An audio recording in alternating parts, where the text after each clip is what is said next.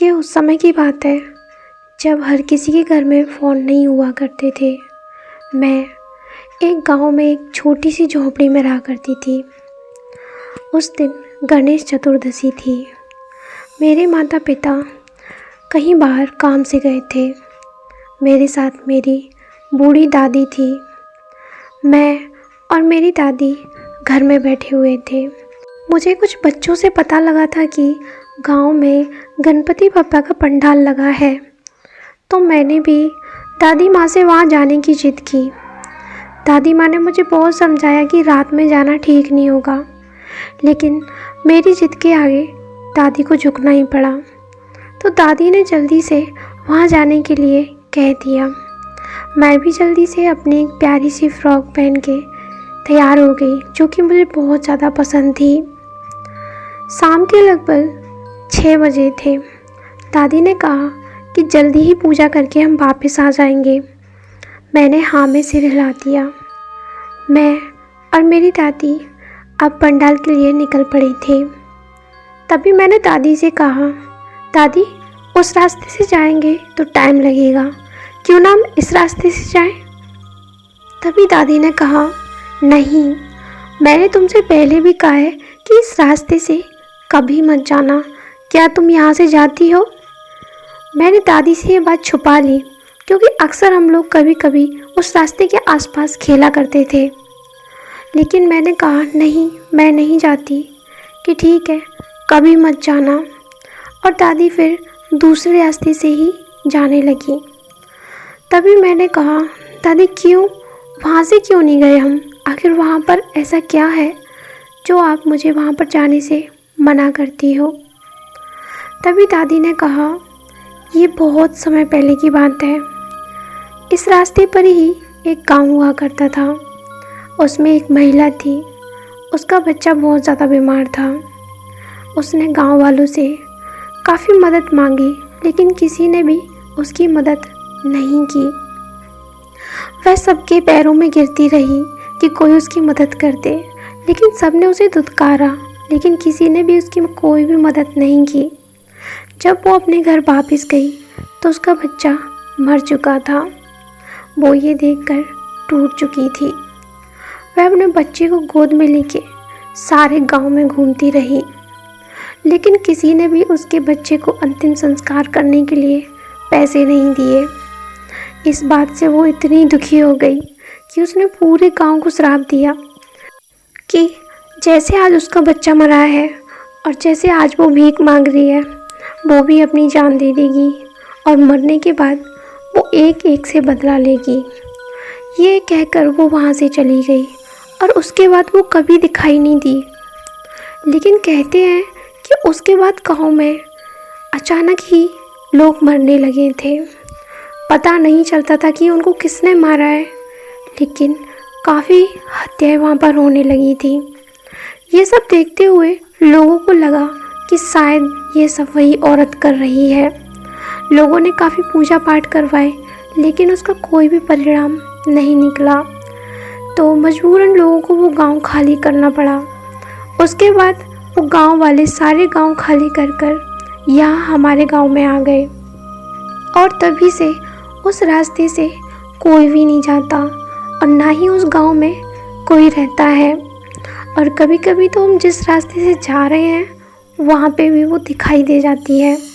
तभी मैं तुझसे कह रही थी कि रात में हमें नहीं आना चाहिए।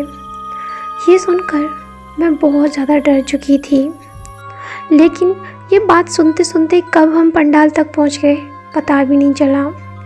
हम लोग वहाँ पहुँच गए थे और हमने वहाँ पूजा पाठ किया। वहाँ पे इतना ज़्यादा अच्छा लग रहा था कि पता ही नहीं चला कि टाइम कब बीत गया। देखते ही देखते 11 बज चुके थे। जब हम पंडाल के पास में ही एक दुकान के पास खड़े थे, तो मुझे वहाँ पंडाल के एक कोने के पास एक औरत खड़ी हुई दिखाई दी, जो कि मुझे ही देख रही थी। मैंने उससे अपनी नज़र हटा ली, लेकिन मैंने जब फिर से उसे देखा तो वो अब भी मुझे ही देख रही थी, और इस बार वो मुझे देखकर मुस्कुरा रही थी। मुझे ये सब चीज़ बहुत अजीब लगी। मैंने अपनी दादी को नहीं बताया, लेकिन मैंने फिर उस तरफ नहीं देखा क्योंकि मुझे वो औरत बहुत अजीब और डरावनी लग रही थी। मैंने दादी से कहा, दादी बहुत देर हो गई है, आप तो कह रही थी जल्दी चलेंगे, अब इतनी देर हो गई, अब हमें घर चलना चाहिए। हम लोग पंडाल से घर के लिए निकल लिए। जब हम रास्ते में आ रहे थे तो रास्ता बहुत ज़्यादा सुनसान था। इतने अंधेरे में कुछ भी दिखाई नहीं दे रहा था। मैं जो टॉर्च लेकर गई थी वो भी ख़राब हो चुकी थी। पता नहीं क्यों मैंने उसे काफ़ी ठीक करने की कोशिश की, लेकिन वो जल नहीं रही थी। गांव के खेतों से अजीब अजीब सी आवाज़ें आ रही थी। जंगली जानवरों की वो आवाज़ें तो मुझे और भी ज़्यादा डरा रही थी। ऊपर से जो कहानी मेरी दादी ने मुझे सुनाई थी, उसका डर मेरे दिलो दिमाग पर बैठ चुका था। मुझे छोटी सी भी छोटी आवाज़ डरा रही थी। तभी अचानक ही मेरी दादी कहती हैं, अरे सगुन, कोई हमारे साथ चल रहा है क्या? तभी मैंने कहा, नहीं दादी, हमारे साथ तो कोई नहीं चल रहा। तभी दादी हंसते हुए कहते हैं, अच्छा, मुझे पागल बना रही है, हमारे साथ कोई चल रहा है। दादी की इस बात ने मुझे बहुत ज़्यादा डरा दिया। मैंने पीछे मुड़ के देखा, लेकिन मुझे कोई दिखाई नहीं दिया। मैंने दादी से फिर से कहा, नहीं तो दादी, मैं ना झूठ नहीं बोल रही हूँ, हमारे साथ सच में कोई नहीं चल रहा है। तभी मेरी दादी हंसते हुए बोली, अच्छा मजाक कर रही है मुझसे, हमारे साथ कोई औरत चल रही है ना, बता कौन है वो। लेकिन मैंने आगे पीछे देखा, मुझे कोई भी दिखाई नहीं दे रहा था। मैंने दादी से कहा, दादी मुझे कोई भी दिखाई नहीं दे रहा। मेरी दादी को अंधेरे में दिखना बंद हो जाता था, इसीलिए दादी आने की मना कर रही थी, लेकिन मैंने नहीं मानी। अब मुझे उस गलती का एहसास हो रहा था। मैंने दादी से कहा, दादी आप जल्दी जल्दी चलो ना। तभी दादी बोली, हाँ हाँ ठीक है, मैं चल रही हूँ ना। लेकिन दादी ने मुझसे फिर से कहा, तूने बताया नहीं, कौन है हमारे साथ? मैं इस बार रो चुकी थी क्योंकि मैं हद से ज़्यादा डर रही थी। मैं रोने लगी। मैंने दादी से रोते हुए कहा, मैं झूठ नहीं बोल रही, हमारे साथ कोई नहीं है।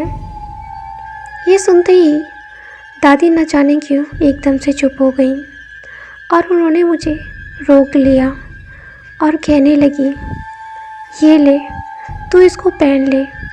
जो उनके गले में लॉकेट पड़ा हुआ था, उन्होंने वो लॉकेट उतार कर मेरे गले में डाल दिया। मैंने कहा, ये क्या दादी, आपने ये लॉकेट मेरे गले में क्यों डाला? तभी वो बोली, मेरी तो उम्र हो गई, अब तो मैं बूढ़ी हो चुकी हूँ, अगर मुझे कुछ हो भी जाए तो क्या, बस तू सही सलामत रहनी चाहिए। ये कहकर उन्होंने वो लॉकेट मेरे गले में डाल दिया और हम लोग अब जल्दी जल्दी चल रहे थे। डरते हुए मेरे पैर इधर उधर पड़ रहे थे। ऊपर से अंधेरा इतना ज़्यादा था कि कुछ भी दिखाई नहीं दे रहा था। मेरी दादी से जितना हो सकता था वो उतना तेज़ चलने की कोशिश कर रही थी, लेकिन तभी हमें एक डरावनी सी आवाज़ सुनाई दी। उसे सुनते ही मैं कांप चुकी थी। कांपते हुए पैरों से मैं भागने की कोशिश कर रही थी, लेकिन मैं दादी को छोड़कर नहीं जा सकती थी।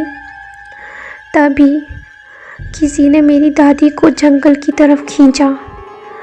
मैं जोर से चिल्लाई, दादी, लेकिन मैंने दादी का हाथ नहीं छोड़ा। मेरी दादी मुझसे कहने लगी, सगुन तू जा, भाग जा बेटा, भाग जा। लेकिन मैं दादी को छोड़कर नहीं जा सकती थी। मैं ज़ोर ज़ोर से चिल्ला रही थी, कोई हमें बचाओ, कोई हमें बचाओ। जब मैं चिल्ला रही थी, मेरी नज़र जंगल की तरफ गई। मुझे वो भयानक औरत दिखी। वो दादी को खींच रही थी और मुझे उसके घुर्राने की आवाज़ सुनाई दी। मुझे बहुत ज़्यादा डर लग रहा था। मैं और तेज़ चिल्लाई। तभी मुझे देखा सड़क पे एक रोशनी।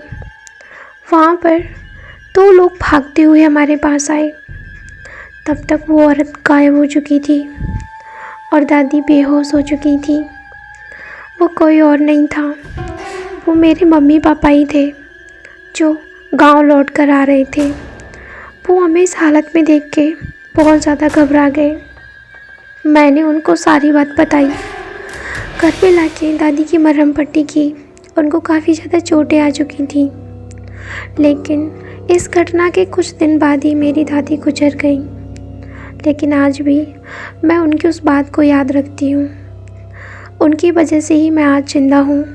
उन्होंने वो लॉकेट मेरे गले में जो डाल दिया था, आज भी वो रास्ता हॉन्टेड माना जाता है, वहाँ पर कोई नहीं जाता। तो फ्रेंड्स, कैसी लगी आपको ये कहानी कमेंट करके ज़रूर बताइएगा। अगर आप हमारे चैनल पर पहली बार आए तो चैनल को सब्सक्राइब ज़रूर करिएगा। तो फिर मिलते हैं ऐसी ही एक और वीडियो में, तब तक के लिए बाय।